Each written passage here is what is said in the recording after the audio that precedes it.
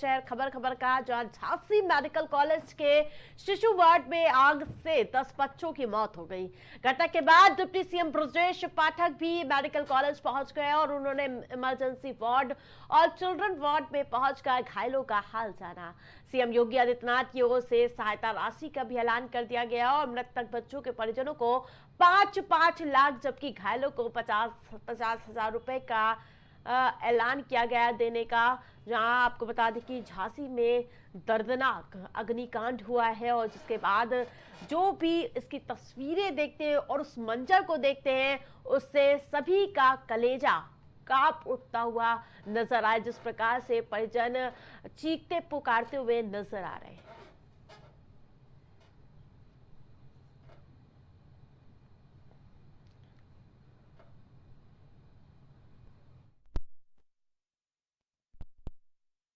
वही आपको बता दें कि सिस्टम की लापरवाही की वजह से 10 बच्चे, मासूम बच्चे जिंदा जल जाते हैं। परिजनों का रो रो कर बुरा हाल नजर आता है। राहत बचाव के लिए वहां कोई मौजूद नहीं रहता है। परिजन और आसपास के लोगों की जद्दोजहद की वजह से जो कुछ लोगों को बचाया गया, दूसरे अस्पतालों में ले जाया गया। तो वही आप सिस्टम की लापरवाही का आलम इसी से इसका अंदाजा लगा सकते हैं।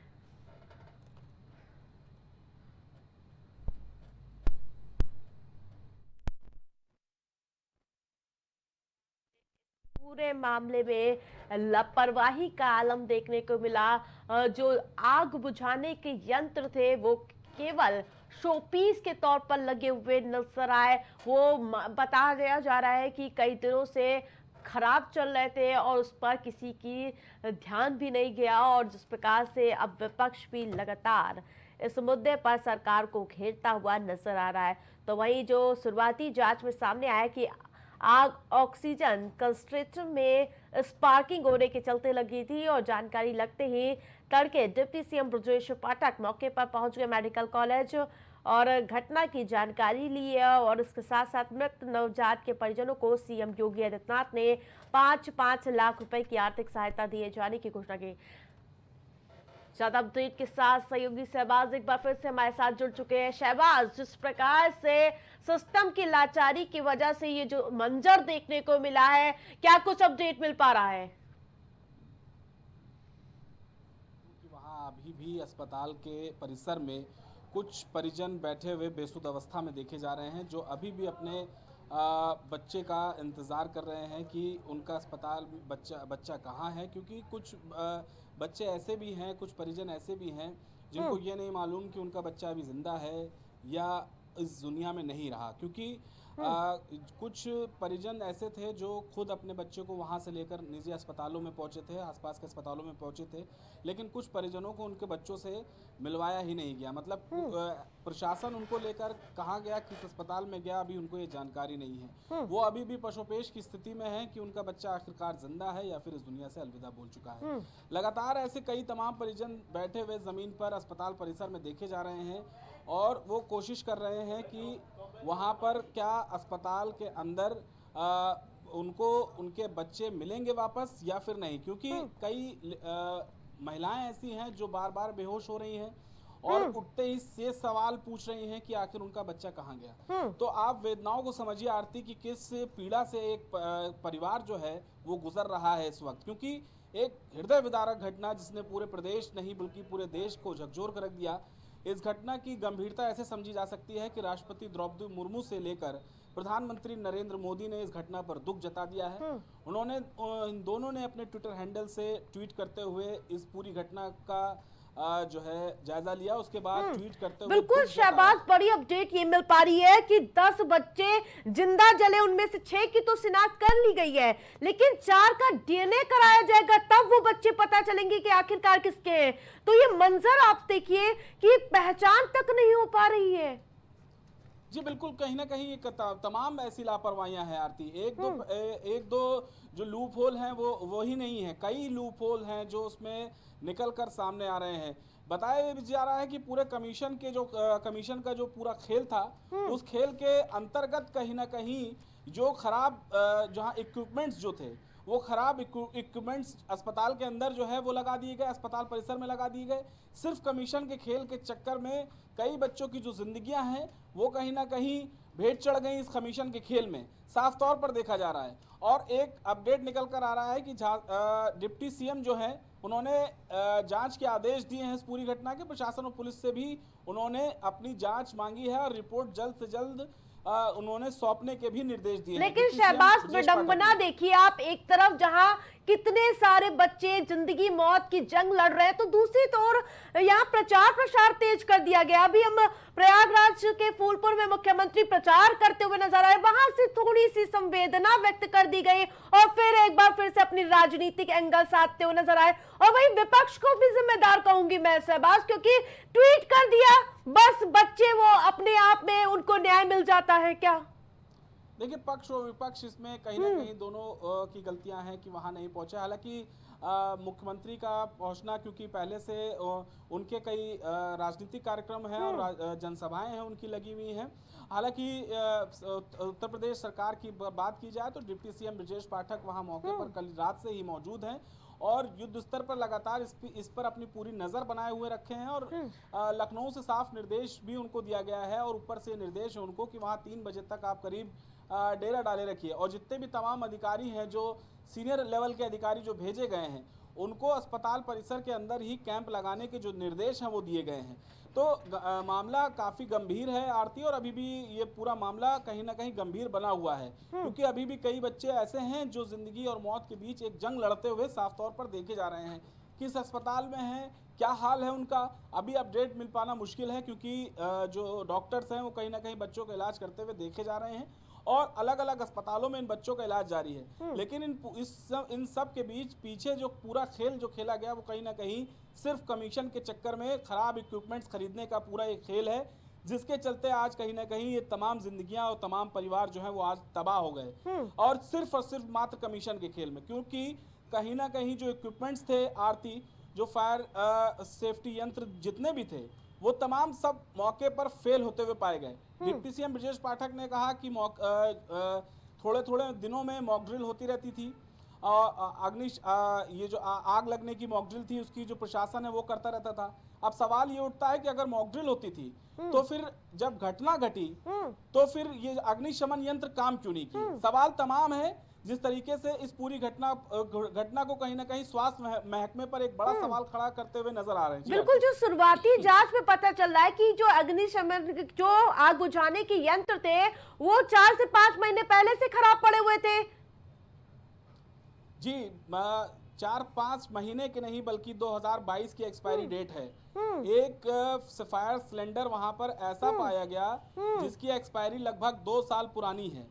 यानी कि आप इस कदर लापरवाही मानिए कि पिछले 2 सालों से वहां मौजूद जितने भी प्रशासन अधिकारी हैं अस्पताल प्रशासन के, वो अपनी आंखें बंद करे हुए थे, क्योंकि आग लगना एक बेहद गंभीर मसला है। और अगर इस मसले पर कोई अस्पताल या कोई भी विभाग अपनी आंख मूंद ले तो समझ लीजिए उस कितना गंभीर है वो लोगों की जिंदगी के लिए, ये इससे समझा जा सकता है। बिल्कुल शहबाज, प्राइम टीवी लगातार इस पर सवाल पूछता हुआ नजर आ रहा है, लेकिन इस बार छोटे अधिकारियों पर गाज नहीं करनी चाहिए, बड़े अफसर पर गाज गिरेगी तभी वो कार्रवाई नजीर साबित होगी। गोरखपुर के बाद झांसी और कोई जिला इसकी चपेट में नहीं आएगा तब। जी कहीं ना कहीं जी आरती, बिल्कुल अगर इसमें छोटे मुलाजिम पर अगर फिर से कार्रवाई हुई या फिर तमाम पिछले ऐसे कांड हुए हैं जिसमें निचले स्तर के लोग जो हैं फंसे हैं, अगर इस पर अगर कोई बड़ा अधिकारी या किसी बड़े अधिकारी का सस्पेंशन नहीं होता है तो ऐसी घटनाएं लगातार हमें आने वाले दिनों में भी देखने को मिल सकती हैं। क्योंकि लगातार ऐसी घटनाएं, मैंने आपसे बताया जैसे लगातार हम सवाल उठा रहे हैं कि लगातार ऐसी घटनाएं जो हैं वो कहीं ना कहीं साल दर साल देखने को मिल जाती हैं। अगर ऐसे में अगर कार्रवाई नहीं होती आती तो ऐसी घटनाएं जो है वो लगातार होती रहेंगी और अधिकारी बचते रहे तो ऐसी घटनाएं होती रहेंगी। क्योंकि आप सोचिए कि 2 साल से जो फायर सिलेंडर एक्सपायर पड़ा था वो जस का तस पड़ा रहा, उसको बदलने की किसी ने कोशिश ही नहीं करी। ये भी नहीं जाना कि हाँ आखिर जो फायर इक्विपमेंट्स हमारे अस्पताल परिसर में लगे हैं उसकी एक्सपायरी क्या है। वो तो जब इतना बड़ा कांड हुआ, आनन फानन में जब लोग बच्चे अपनी जिंदगी खो चुके हैं, परिजन आज जो है वो अस्पताल परिसर के अंदर अपने बच्चों को ढूंढ रहे हैं। एक माँ जो है वो तड़प कर बेहोश होती हुई नजर आ रही है।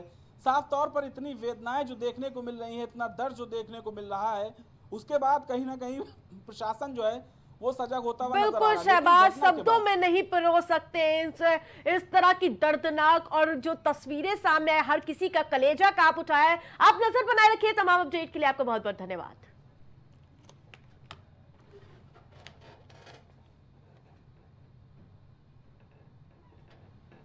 उत्तर प्रदेश के मुख्यमंत्री योगी आदित्यनाथ वाराणसी दौरे पर हैं।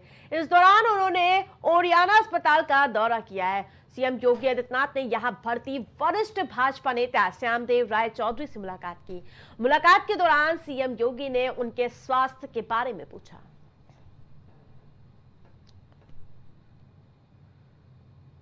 झांसी मेडिकल कॉलेज में नवजात शिशु ग्रहण चिकित्सा इकाई में भीषण आग लगने के चलते शुक्रवार की रात 10 नवजात बच्चों की मौत हो गई। हादसे के बाद सरकार द्वारा मरने वाले बच्चों के परिजनों को 5-5 लाख रुपए देने का ऐलान किया गया है सरकार की ओर से। और इस मामले पर सपा मुखिया अखिलेश यादव ने ट्वीट कर सरकार को घेरा है। इसके साथ ही उन्होंने डिप्टी सीएम और स्वास्थ्य मंत्री ब्रजेश पाठक को भी आड़े हाथों लिया है।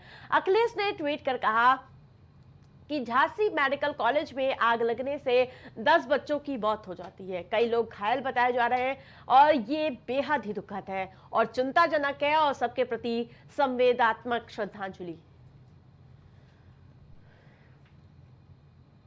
गोंडा के जिले के पंडरी कृपाल विकासखंड के कन्यापुर माध्यमिक विद्यालय बिशनपुरवा बैरैया में पढ़ने आई छोटी छोटी बच्चियों से मजदूरी कराई जा रही है और ये मामला खुलकर सामने आता हुआ नजर आ रहा है। जहां बच्चों के हाथों में कॉपी किताब और कलम होना चाहिए, वहां बच्चों से शिक्षक बाल मजदूरी करवा रहे हैं।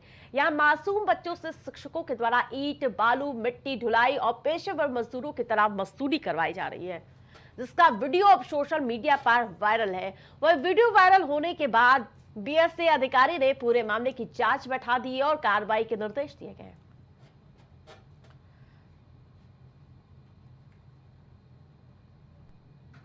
वही खबरों में आगे बढ़ते हैं, जहां बिजनौर जिले से एक बड़ी खबर सामने आई है। यहां एक दर्दनाक सड़क हादसे में 7 लोगों की मौत हो गई है। यह हादसा उस समय हुआ जब एक क्रेटा कार ने ओवरटेक के दौरान ऑटो को जोरदार टक्कर मार दी। हादसा इतना भीषण था कि ऑटो में सवार सभी 7 लोगों की मौके पर ही मौत हो गई। मृतकों में 6 लोग एक ही परिवार के बताए जा रहे थे और सूचना मिलते ही स्थानीय पुलिस घटनास्थल पर पहुंच गई। शव को पोस्टमार्टम के लिए भेज दिया। अर्ली मॉर्निंग ये इन्फॉर्मेशन प्राप्त हुई कि एक क्रेटा गाड़ी और एक ऑटो का जो है के बीच में टक्कर हुई है। जो क्रेटा वाहन थी वो किसी अन्य वाहन को ओवरटेक कर रही थी और सडनली लेन चेंज किया और स्पीड में जो है ऑटो को टक्कर मारी। ऑटो में जो है 7 व्यक्ति थे जो थाना धामपुर क्षेत्र के ही रहने वाले हैं और मुरादाबाद रेलवे स्टेशन से लौट रहे थे। उनमें से 6 व्यक्तियों की उसी समय मृत्यु हो गई थी और जो ऑटो ड्राइवर है उसकी उपचार के दौरान मृत्यु हो गई। इसमें उनकी फैमिली को इन्फॉर्म किया गया है और सभी शवों का जो है पंचायतनामा और पोस्टमार्टम करवाया जा रहा है और परिजनों को जो है यथासंभव सहायता प्रदान की जा रही है। जो क्रेटा चालक हैं उनके विरुद्ध अभियोग पंजीकृत किया गया है और वाहन को अभिरक्षा में लिया गया है।